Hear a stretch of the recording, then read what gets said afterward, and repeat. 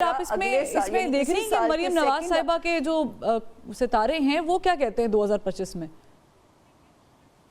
फरवा जी, मरियम नवाज साहिबा का सितारा जब ये सियासत में नहीं भी आई थी, मैं तब भी कहती थी कि 2025 विल बी द ईयर जो उनको रिवॉर्ड मिलेगा अपनी सियासी स्ट्रगल का। तो 2025 का सेकंड हाफ उनको रिवॉर्ड देगा।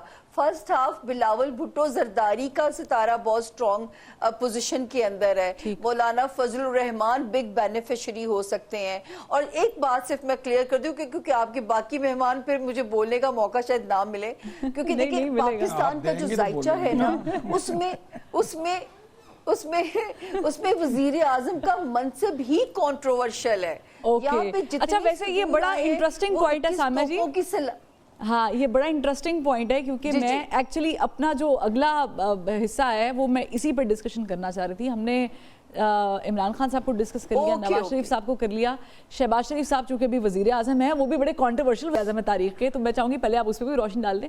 सेकंड एक और बड़ी इंटरेस्टिंग शख्सियत है, वो है बिलावल भुट्टो जरदारी साहब।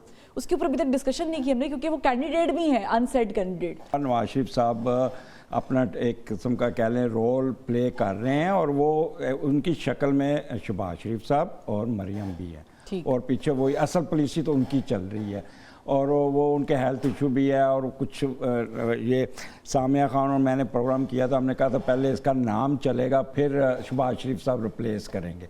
ये पिछले साल जब हमने प्रेडिक्शन की थी कि इनका नाम आएगा बट रिप्लेस बाय शहबाज शरीफ।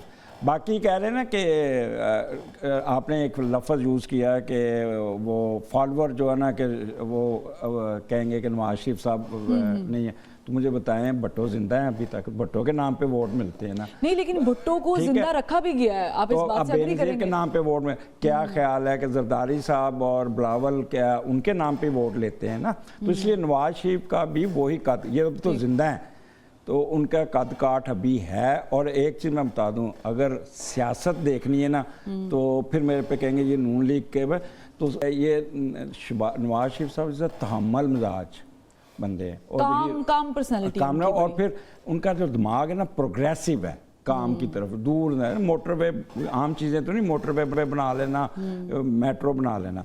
अब रह गए बिलावल है विरगो और उनको अपोजिशन है। तो बिलावल जो है ना इस वक्त ना थोड़ा सा वो शिकार हुए हैं फ्रस्ट्रेशन का। अच्छा, ठीक है। और वो फ्रस्ट्रेशन किस चीज़ की है? एक तो उनकी शादी नहीं हो रही, सबसे बड़ी तो फ्रस्ट्रेशन ये है कि अब उनको दूल्हा बन जाना चाहिए। अभी वो सेहरा लगाए आप मशवरा दें बिलावल भुट्टो जरदारी साहब को, स्क्रीन कैमरा लगा हुआ है आपकी तरफ कि बिलावल साहब अब शादी अभी प्राइम मिनिस्टर बनते नजर नहीं आते। अच्छा, ठीक है, वो बनेंगे जब अगली दफ़ा बारी आएगी, उस वक्त साथ आसफा साथ खड़ी होगी। आसफा के चांसेस ज़्यादा हैं और बिलावल साहब इसी तरह ही चलते रहेंगे आगे। ये देख लें इसी महीने के एंड में उनको कोई ना फिर रोल मिल जाएगा। आसिफा साहिबा के प्राइम मिनिस्टर बनने के वो आज से 10 साल बाद शी मस्ट 10 साल but you can see that she has that. Bilawal के इतने सितारे अच्छे नहीं जितने आसफा के। और बिलावल साहब ने देखे पिछले साल पूरा दुनिया घूम ली है, सारा कुछ। अच्छा, कोई शादी की डेट भी दे दे उनकी? कोई शादी सामिया खान ही बता सकती शादी, मेरे हिसाब से तो अब हो जानी चाहिए।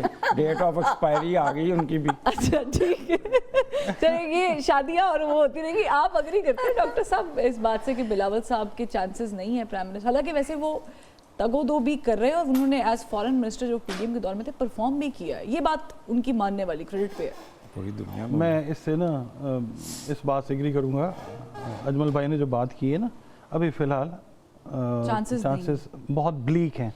इनकी जो बहन है ना वो बेनज़ीर भुट्टो प्लस होंगी, बिल्कुल ठीक है, उनका जो जायचा है वो बहुत ज़बरदस्त है। अच्छा, दूसरी एक चीज़ और, मार्च जो है वो सिर्फ इदारों के साथ रिलेट ना करें। मार्च जो है it is a symbol and sign of youth as well. ठीक है, पाकिस्तान को अब आने वाले टाइम में, ठीक है, इदारे अपनी जगह पे, उनकी सैंक्टिटी, उनकी इंटेग्रिटी वो अपनी जगह पे रहेगी, मगर मेजर पोर्शन पाकिस्तान को लीड करने का वो यूथ टेकअप करती हुई नजर आएगी। So consider mass as that. एक बात। दूसरी चीज़ ये है कि इमरान खान साहब का जायचा जो है मुख्तलिफ तरीक़ों से डिस्कस किया जाता है। मैं यहाँ पे ना एक चीज़ क्लियर करता हूँ, अगर हम उनका असेंडेंट कंसिडर करते हैं वेस्टर्न एस्ट्रोलॉजी में तो उसको कई लोग लिब्रा ही लेते हैं, ठीक है। अगर हम इसको, एस्ट्रोलॉजी को एक तरह की तो नहीं है, 20 तरीके की एस्ट्रोलॉजी है। जापानीज एस्ट्रोलॉजी तो चाइनीज है, जापानीज तो वहाँ से कंसिडर करती है कि जब मदर कंसीव करती है और बच्चे को फर्स्ट ब्रेथ आता है मदर्स वोम में, जापानीज एस्ट्रोलॉजी तो वहाँ से चलती है। ठीक। अच्छा, इमरान खान साहब का असेंडेंट जो है वो सेजिटेरियस अगर हम लेते हैं ना, उस वक्त जैसे वो पैदा हुए हैं तो उस वक्त सेजिटेरियस तुलू हुआ था। ठीक। सेजिटेरियस का रूलिंग लॉर्ड है जुपिटर। जुपिटर जो है वो 9 जून 2025 को कैंसर में एंटर हो रहा है, जहां से मार्स निकलेगा, ठीक है। मई में कहीं जाके मार्स इस वक्त बिल्कुल वीकेस्ट पोजीशन के ऊपर है, क्योंकि मार्स जो है वो इस वक्त कैंसर में है, वर्ष पे है, ठीक है, कमजोर पोजीशन के अंदर है। अच्छा, 9 जून को जिस वक्त जुपिटर एंटर होता है कैंसर में, ये अपने शर्फी मकाम को हासिल करेगा, ठीक है। शर्फ का मतलब है एग्जॉल्टेशन, एक एग्जॉल्टेशन होती है, एक फॉल होता है, ये एग्जॉल्ट होगा हमेशा। ये 12 साढ़े 12 साल के बाद एग्जॉल्टेशन में आता है, जब ये कैंसर में आता है। ये जब 22 जून को घर सूरज अपना चेंज करके कैंसर में आ जाएगा, वहाँ पे जो जुपिटर है वो एग्जॉल्ट होगा।